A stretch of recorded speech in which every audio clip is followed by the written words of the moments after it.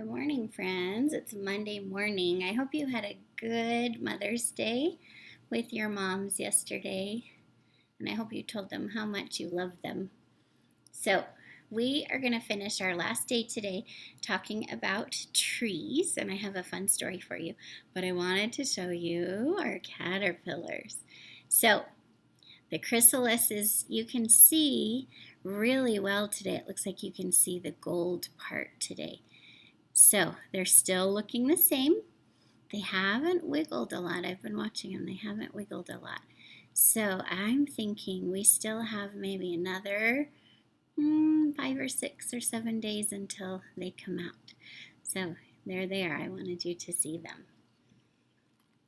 So remember how Mrs. Hoffman tells you that when I travel to places, when I go to national parks, I always like to look at the store that they have there, and they have really wonderful books. So a long time ago, I went to a park called Capitol Reef.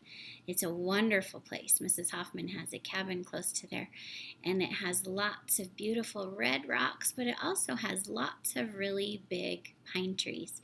And I found this book called The Grandpa Tree. So this is the last story about trees. So this is written by Mike Donahue, illustrated by Susan Dorsey. It's a smaller book, and I love the pictures in this book. The illustrator, it looks like, used pencil, or maybe mostly pencil. I'm not sure if there's watercolor in there or not, but it's very beautiful. The Grandpa Tree. So think about this, and it might sound a little bit like one of our other stories. One day, a bird was flying through the sky with a seed in its mouth when a moth flew by. The bird dropped the seed, and it caught the moth. So think about what's going to happen to the seed. The seed fell to the ground. Rains came, and the seed soon began to grow.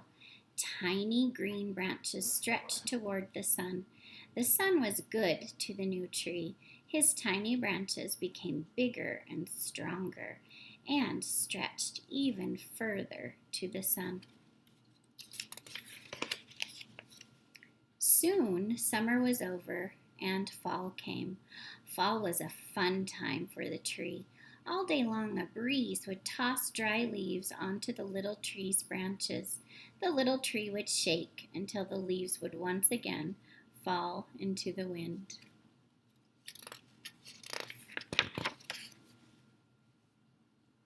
Play ended as snows came. The snow fell and got deeper and deeper until the little tree was completely covered. Seasons came and went. Years went by, and the little tree grew into a big tree. Squirrels played in his branches.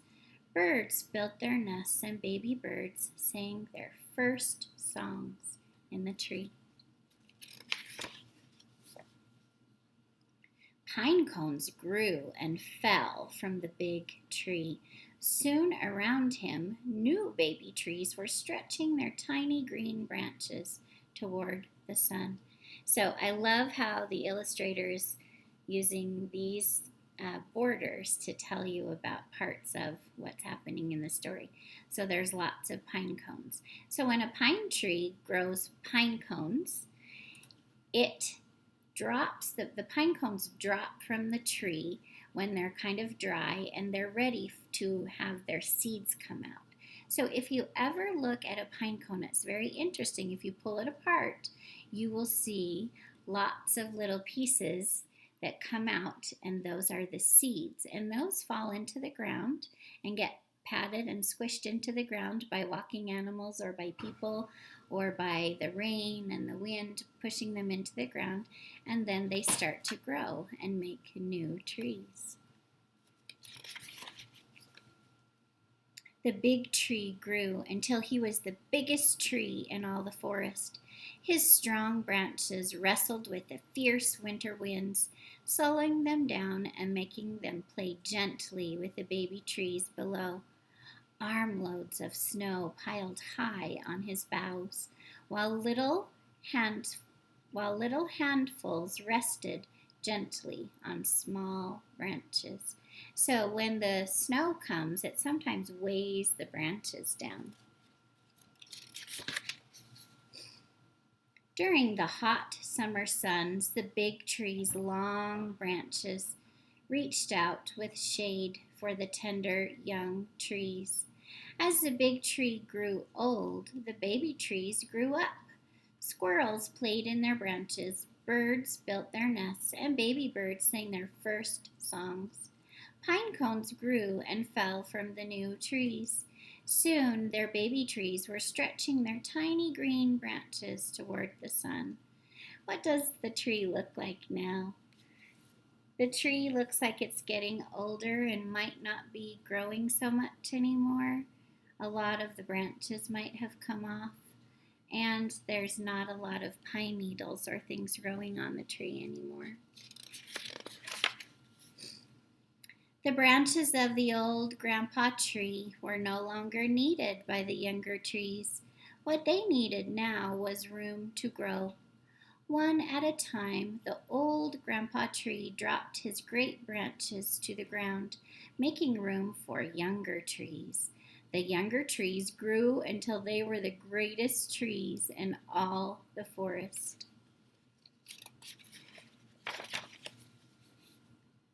One winter day, the old grandpa tree began to rock and creak in the wind.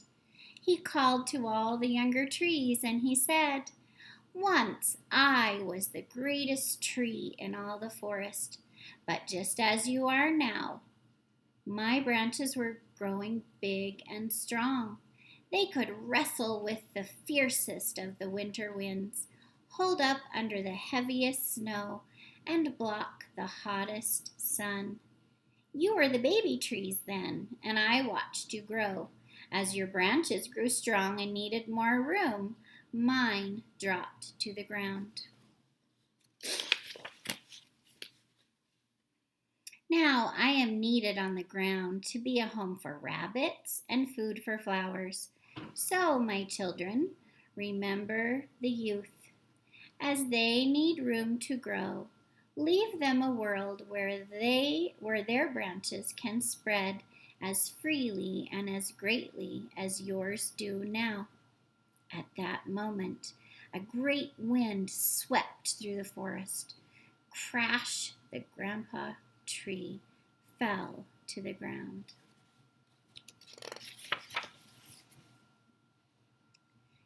Soon a mother rabbit was building a home under the grandpa tree, and baby rabbits were playing on his trunk.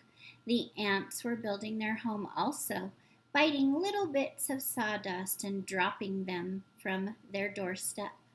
The sawdust mixed with dirt and soon became food for the flowers. Soon the old tree was surrounded by beautiful colors. More rabbits played on its trunk, and more ants dropped sawdust from their doorsteps. The old grandpa tree became just a brown streak on the ground. So the tree was gone. All of the branches had fallen, it had tipped over, and because the tree was no longer alive, the wood started to decay. That means it started to break up and go back into the ground. One day, a bird flew through the sky with a seed in its mouth. A moth flew by, and the bird dropped the seed and caught the moth. The seed landed right beside the old grandpa tree. Rains came, and soon little green branches were stretching toward the sun. So another tree had been planted right next to the grandpa tree. So this story talks about a tree as if it's a grandpa. And you have grandpas and grandmas, hopefully. And it is called the cycle of life of a tree. And what happens to a tree as the seed is planted, and then as the seasons come and it grows and grows, and then the tree is old and not growing anymore and falls and decays and goes into the ground. So it's wonderful to think about that and think about how our grandmas and grandpas, sometimes they're with us for a long time and then they have to go as well. And it's time for you to grow and have children. So it's kind of, the author is using the story to tell a story about trees and also a story about people. I hope you liked this story.